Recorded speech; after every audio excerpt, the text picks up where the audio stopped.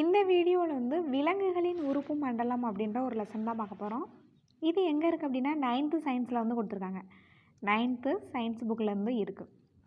Already உறுப்பு மண்டலம் பற்றி நம்ம பார்த்துட்டோம். 6th புக்கில் உறுப்பு மண்டலம் பற்றி பார்த்தோம். அந்த வீடியோ பார்த்துட்டு இந்த வீடியோ வந்து பாருங்கள், ஓகேவா? ஓகே, ஃபஸ்ட்டு வந்து இதில் முக்கியமானது உறுப்பு மண்டலம். 6th புக்கில் 8 உறுப்பு மண்டலம் பார்த்தோம். இங்கே கொஞ்சம் எக்ஸ்ட்ரா கொடுத்துருக்காங்க. உறுப்பு மண்டலம் புறச்சட்டக மண்டலம். அது எதற்காக, அதோட செயல்பாடு என்ன அப்படின்னா பாதுகாத்தல், கழிவு நீக்கம்.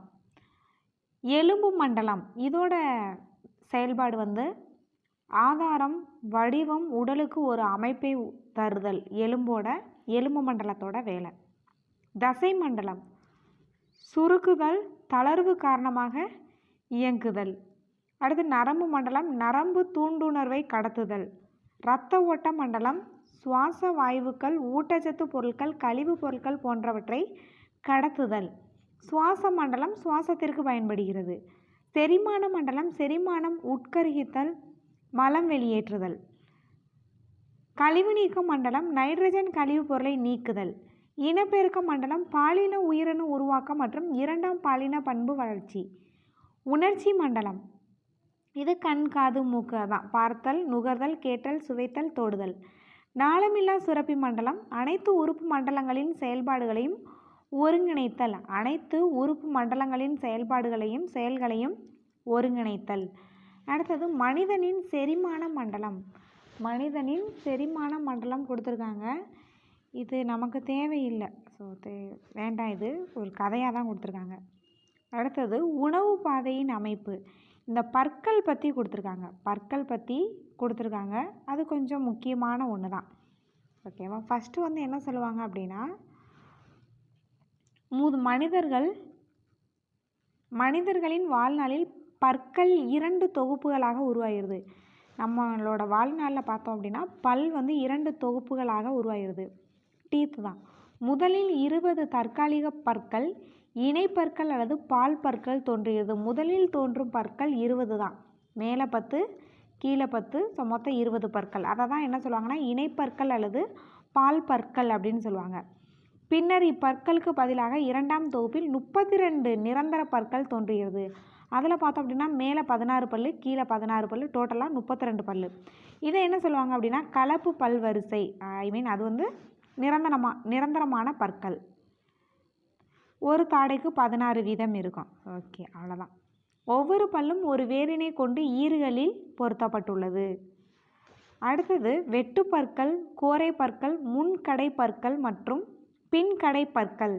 4 வகையாக அந்த நிரந்தர பற்கள் அமைப்பை பிரிக்கிறாங்க. மொத்தம் மேலே 16, கீழே 16, 32 அந்த நிரந்தர பற்கள்.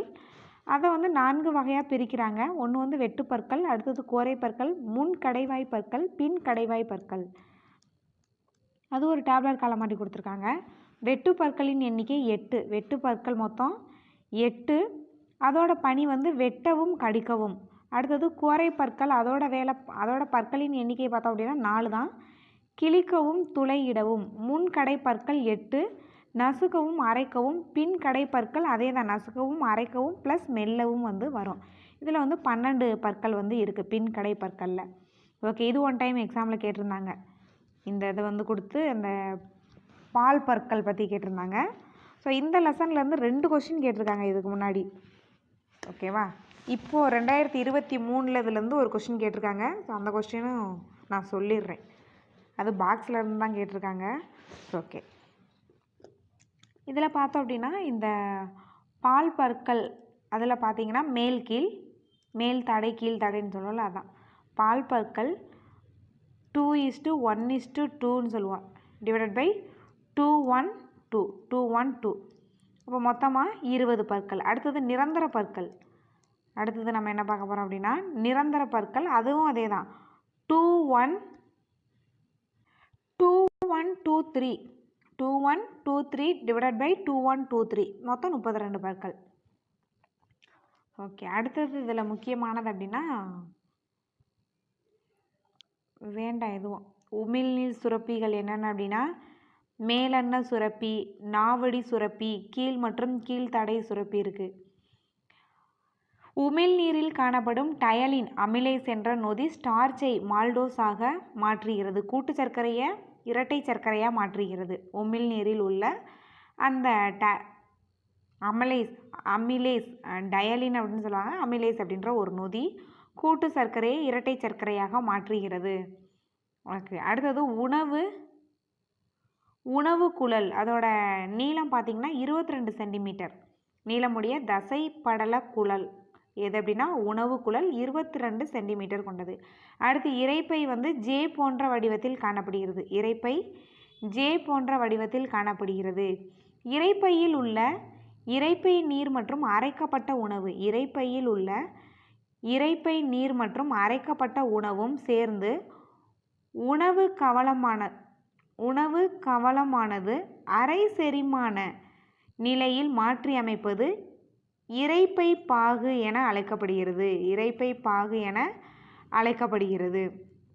அடுத்தது ரென்னின் அப்படின்றது ஒரு செரிமான ஊக்கி. பால் புரதமாகிய கேசினை உறைய வைக்கிறது மற்றும் புரத செரிமானத்தை அதிகரிக்கிறது. அடுத்து ரெனின் ஆன்சியோடென்சினாக அந்த ஜென் மட்டும் வராது. ஆன்சியோடென்சினாக மாற்றுகிறது. எது அப்படின்னா ரெனின்.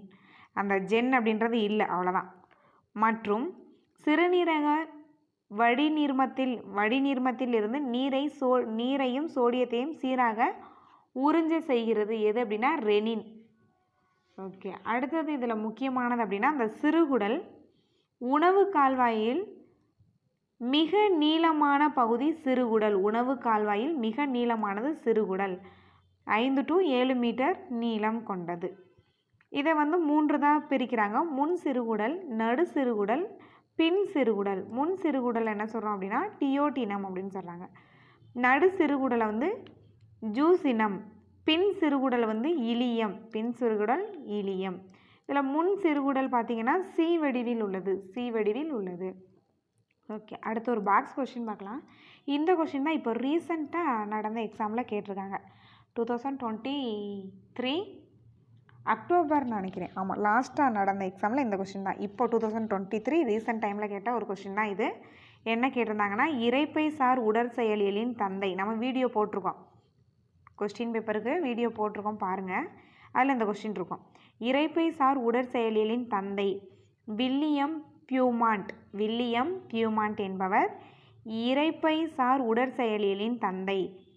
ஓகேவா, இரைப்பை சார் உடற்செயலியலின் தந்தை. இவர் தனது அவதானிப்புகளின் அடிப்படையில் இரைப்பையில் உள்ள செறிவுமிக்க ஹைட்ரோகுளோரிக் ஆசிட் தான் செரிமானத்தில் முக்கிய பங்காற்றுகிறது. ஆமாம், நம்மளோட இரைப்பையில் HCl வந்து சுரக்குது, அதுதான் செரிமானத்தில் முக்கிய பங்காற்றுகிறது என குறிப்பிட்டுள்ளார்.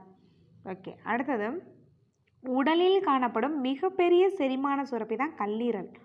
உடலில் காணப்படும் மிகப்பெரிய செரிமான சுரப்பி கல்லீரல். கல்லீரலோட பணிகள் பார்க்கலாம். இரத்த சர்க்கரை மற்றும் அமினோ அமில அளவை கட்டுப்படுத்தும்.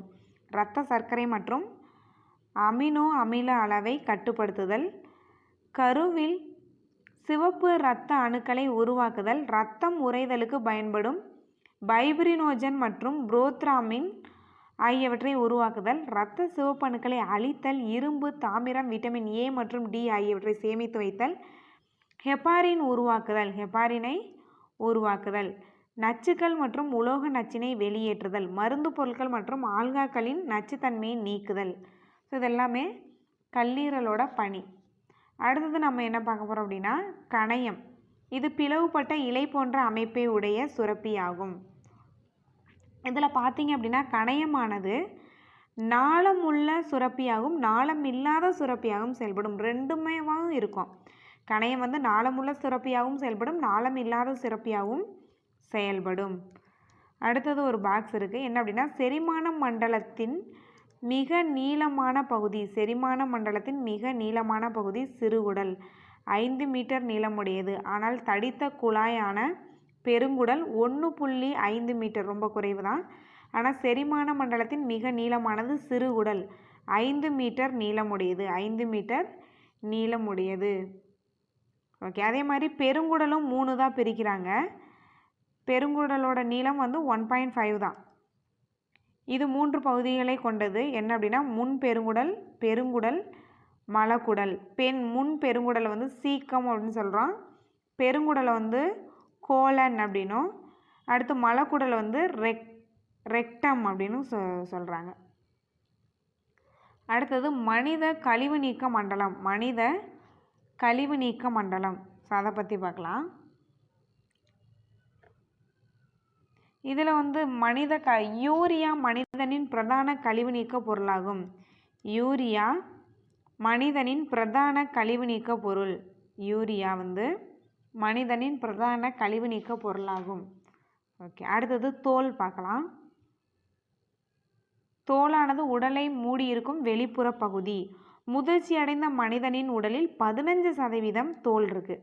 முதிர்ச்சி அடைந்த மனிதனின் உடல் எடையில் 15% என்னதான் இருக்குது? தோல் தான் இருக்குது. மனித உடலானது 37 டிகிரி செல்சியஸ் வெப்பநிலையில் சாதாரணமாக இயங்கும். இது தெரியும். ஓகே, இது தேவையில்லை. அடுத்தது சிறுநீரகங்கள் பார்க்கலாம். சிறுநீரகங்கள் அடர் சிவப்பு நிறங்களை கொண்ட அவரை வடிவ உறுப்பு ஆகும். சிறுநீரகத்தினுள் கார்டெக்ஸ் என்ற ஒரு அடர்த்தியான வெளிப்புற பகுதியும் மெட்டுலா என்ற மெலிதான உட்பகுதியும் காணப்படுகிறது. அந்த புறணின்னு சொல்லுவாங்க. கார்டெக்ஸ் அது வந்து வெளிப்புற பகுதி, மெட்டுலா அப்படின்றது உட்புற பகுதி. மெட்டுலா அப்படின்றது வந்து அது உட்புற பகுதி. அடுத்தது சிறுநீரகத்தோட பணி கொடுத்துருக்காங்க. சிறுநீரகத்தின் பணி என்ன அப்படின்றது, நமது உடலில் நீரையும் மின்பகு பொருட்களையும் சமநிலைப்படுத்த உதவுகிறது சிறுநீரகம். இரத்தத்தில் அமில கார சமநிலையை ஒழுங்குபடுத்துகிறது. இரத்தத்திலும் திசுக்களிலும் சவ்வூடு பரவல் அழுத்தத்தினை சமநிலைப்படுத்துகிறது. பிளாஸ்மா திரவத்தின் முக்கிய பகுதி பொருட்களான குளுக்கோஸ் மற்றும் அமினோ அமிலங்களை மீண்டும் பிளாஸ்மாவில் தக்க வைத்து கொள்ள உதவுகிறது. எது அப்படின்னா சிறுநீரகம். அடுத்து நெப்ரானின் அமைப்பு. ஒவ்வொரு சிறுநீரகத்திலும் 1 மில்லியனை விட அதிகமான நெப்ரான்கள் உள்ளது. ஒவ்வொரு சிறுநீரகத்திலும் 1 மில்லியனை விட அதிகமான நெப்ரான்கள் அமைந்துள்ளது. இந்த நெப்ரான்கள் அல்லது சிறுநீரகத்தை கொண்டு வரும் சிறுநீரக நுண்குழல்கள் தான் என்ன அப்படின்னா சிறுநீரகத்தின் அடிப்படை செயல் அலகு. சிறுநீரகத்தின் இது வந்து நம்ம 6th புக்லேயே சொன்னோம்.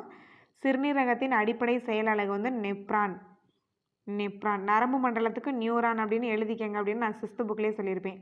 அதே தான் இங்கேயும் கொடுத்துருக்காங்க. ஓகே, அடுத்தது சிறுநீர் பையில் இருந்து சிறுநீர் வெளியேற்றப்படும் நிகழ்வு என்ன அப்படின்னா மைக்டியூரிஷன் அல்லது சிறுநீர் வெளியேற்றம் அப்படின்னு சொல்கிறாங்க. சிறுநீர் பையிலிருந்து சிறுநீர் வெளியேறும் நிகழ்வு வந்து மைக்டியூரிஷன் அல்லது சிறுநீர் வெளியேற்றம். இரு சிறுநீரகங்களும் மொத்தமாக 2 மில்லியன் நெப்ரான்களை கொண்டு 170 to 180 லிட்டர் ரத்தத்தை வடிகட்டுகிறது. ஓகேவா? இரு சிறுநீரகங்களும் மொத்தமாக 2 மில்லியன் நெப்ரான்களை கொண்டு 170 to 180 லிட்டர் ரத்தத்தை வடிகட்டுகிறது.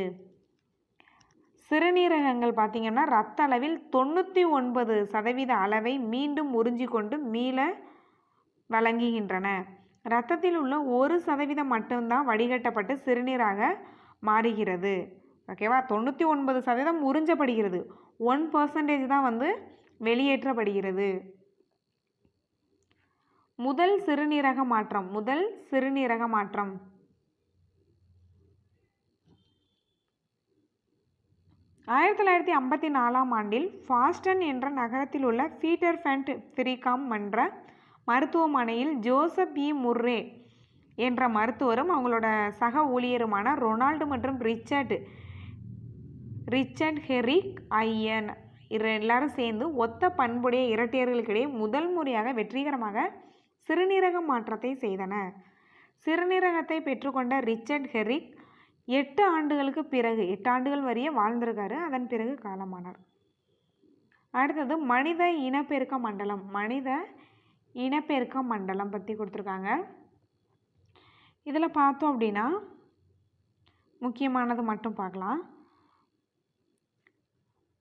ஆண்களின் பாலியல் முதிர்ச்சி 13 to 14 வயதில் ஏற்படும். பெண்களில் பாலியல் முதிர்ச்சி 11 to 13 வயது. ஆண்களின் வயது 13 to 14, பெண்கள் 11 to 13. ஆண் இனப்பெருக்க மண்டலம். ஆண் இனப்பெருக்க மண்டலத்தில் முதன்மையான உறுப்பு விந்தகம். அது என்ன அப்படின்னா விந்தகம், விரைப்பை, விந்து நாளம், சிறுநீர் புறவழி குழாய். சிறுநீர் புறவழி குழாய், ஆணுறுப்பு மற்றும் துணை சுரப்பிகள். இது எல்லாமே ஆண் இனப்பெருக்க மண்டலத்தில் முக்கியமான உறுப்புகள். அடுத்தது இதை பற்றி கொடுத்துருக்காங்க. இதில் நம்ம முக்கியமானது பார்க்கலாம். ஆண் பாலியல் ஹார்மோன் டெஸ்டோஸ்டிரான். டெஸ்டோஸ்டிரான் என்ன அப்படின்னா ஆண் பாலியல் ஹார்மோன் டெஸ்டோஸ்டிரான். ஓகே, அடுத்ததில் நம்ம பெண் பாலியல் ஹார்மோனும் கொடுத்துருக்காங்க. அதையும் நம்ம பார்த்து வச்சுக்கலாம்.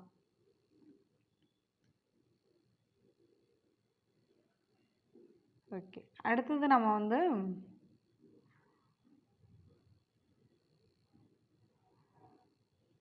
விந்து நாளம். இதில் நம்ம என்ன பார்க்க போகிறோம் அப்படின்னா பிரக்டோஸ், கால்சியம் மற்றும் நொதிகள் அதிகமாக இதில் காணப்படுகிறது. என்ன காணப்படுது அப்படின்னா பிரக்டோஸ், கால்சியம் மற்றும் நொதிகள் அதிகமாக காணப்படுகிறது. அடுத்து ஒரு பாக்ஸ் கொஸ்டின் கொடுத்துருக்காங்க. ஆணின் உடலில் மிக சிறிய செல் எது அப்படின்னா விந்து. ஆணின் உடலில் மிக சிறிய செல்.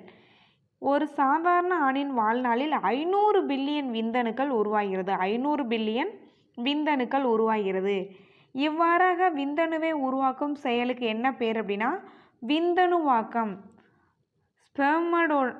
ஸ்பெர்மடோஜெனிஸ் அப்படின்னு சொல்கிறாங்க. விந்தணுவாக்கம், ஸ்பெர்மடோஜெனிஸ். ஓகே, அடுத்தது பெண் இனப்பெருக்க மண்டலம். இதில் பார்த்தோம் அப்படின்னா முதன்மையான உறுப்பு அண்டகம், கருப்பை குழல், கருப்பை, யோனி குழாய். இதெல்லாமே பெண் இனப்பெருக்க மண்டலத்தின் முக்கிய உறுப்புகள். ஓகே, இதுலேயும் நம்ம முக்கியமானது மட்டும் பார்க்கலாம். இந்த கருப்பை வாயை என்ன சொல்லுவாங்கன்னா செர்விக்ஸ் அப்படின்னு சொல்லுவாங்க. கருப்பை வாயை என்ன சொல்கிறாங்க அப்படின்னா செர்விக்ஸ். அடுத்தது கருப்பை வாயானது யோனி என்று அழைக்கப்படும் வெற்றிட தசைகளால் ஆன குழாயாக சுருங்க துவங்குகிறது. கருமுட்டையானது மிகப்பெரிய மனித செல். கருமுட்டை தான் பார்த்தீங்க அப்படின்னா மிகப்பெரிய மனித செல். கருமுட்டையானது உருவாகும் நிகழ்வுக்கு கருமுட்டை உருவாக்கம். கருமுட்டையானது உருவாகும் நிகழ்வுக்கு கருமுட்டை உருவாக்கம் என்று பெயர். எது உமிழ்நீர் சுரப்பி அல்ல. உமிழ்நீர் சுரப்பி மட்டும் நான் சொல்லியிருப்பேன், வீடியோவில் பார்த்தீங்கன்னா தெரியும். நாவடி சுரப்பி இருக்கும், கீழ்த்தாடை மேல்தாடை சுரப்பி இருக்கும், மேலெண்ண சுரப்பி இருக்கும். ஆனால் லாக்ரிமால் அப்படின்றது உமிழ்நீர் சுரப்பி அல்ல. செகண்ட் ஆப்ஷன் இதுக்கான ஆன்சர்.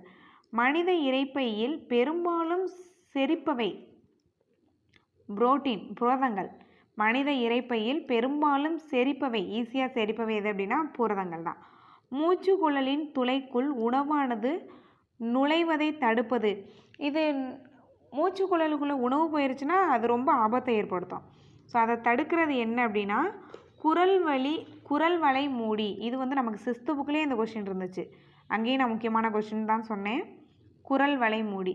பித்தநீர் டேஸ் செரிக்க உதவுகிறது. கொழுப்புகள். பித்தநீர் கொழுப்புகள் செரிக்க உதவுகிறது. சிறுநீரகத்தின் அடிப்படை செயல் அலகு நெப்ரான். சிறுநீரகம் நெப்ரான். எது வியர்வையின் உட்கூறு? யூரியா உட்கூறு தான், நீர் உட்கூறு தான், உப்பு உட்கூறு தான். இல்லை அப்படின்றதுனால புரோட்டீன். அவங்க கேட்டிருக்க கொஸ்டின் எது வியர்வை, நம்ம உடம்புல வேர்க்குதுல, அதோட உட்கூறு புரோட்டீன் இல்லை. யூரியா, நீர், உப்பு அதெல்லாமே அதோட உட்கூறுகள் தான். ஆண்களில் சிறுநீரையும் விந்துவையும் கடத்துவதற்கான பொதுவான பாதை சிறுநீர் புறவழி. சொல்லியிருப்பேன். ஆண்களின் இனப்பெருக்க மண்டலத்தில் இது ஒரு முக்கியமான உறுப்பு அப்படின்னு சொல்லியிருப்பேன். அடுத்தது எது பெண் இனப்பெருக்க மண்டலத்தில் காணப்படாத உறுப்பு? விந்தகம் காணப்படாது. தோல் வியர்வையை நீக்கும். நுரையீரல் பார்த்தீங்க அப்படின்னா கார்பன் டை ஆக்சைடை நீக்கும். நுரையீரல் அப்படின்னாவே சுவாசம் தான், ஆக்சிஜனை உள்ளிழுக்கும். இது கூட உள் சுவாசம், வெளி சுவாசம், செல் சுவாசம்னு 3 வகையாக 6th புக்கில் கொடுத்தாங்க. ஆக்சுவலாக உண்மையை சொல்லணும்னா 9th புக்கை விட 6th புக்கில் நிறைய முக்கியமான கொஸ்டின்ஸ் இருக்குது. 6th செகண்ட் டேர்ம் வீடியோ போட்டிருக்கோம். அதை பார்த்துட்டே இந்த வீடியோ பாருங்கள், ஓகேவா? அதை பார்த்தீங்க அப்படின்னா உங்களுக்கு அதில் நிறைய முக்கியமான கொஸ்டின்ஸ் இருக்குது. 6th book okay, 9th book okay தான், பட் 6th புக்கு வந்து சூப்பர். அடுத்து பெருங்குடல். பெருங்குடல் வந்து செரிக்காத உணவை நீக்கும், செரிக்காத உணவுப் பொருட்களை நீக்கும். அடுத்தது சிறுநீரகங்கள் சிறுநீரை நீக்கும், சிறுநீரை நீக்கும். அதை நீக்குதல் உறுப்பு நீக்குதல், அதோட வேலை என்ன அப்படின்ற மாதிரி பொறுத்து கொடுத்துருக்காங்க.